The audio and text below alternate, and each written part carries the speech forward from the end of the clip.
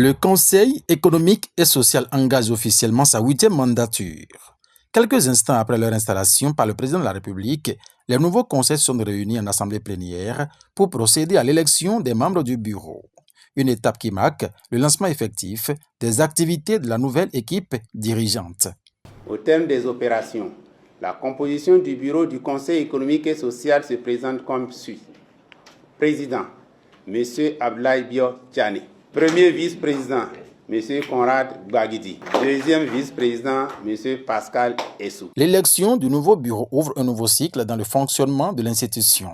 Avant de transmettre les responsabilités à son successeur, le président sortant, Conrad Baguidi, a dressé le bilan de son mandat, revenant sur les principales réformes engagées et les acquis enregistrés au cours de ces dernières années. 16 mois ont suffi pour faire entendre et résonner dans notre pays et bien au-delà de nos frontières la voix de la démocratie consultative, celle du Conseil économique et social.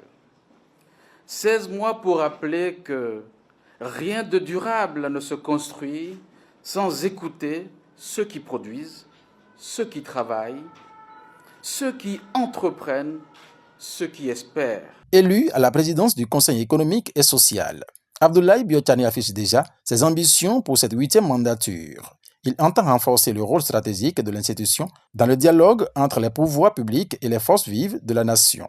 Pour y parvenir, il décline une feuille de route structurée autour de 4 axes prioritaires destinés à accroître l'efficacité et la visibilité du Conseil. Premièrement, renforcer l'utilité de l'institution.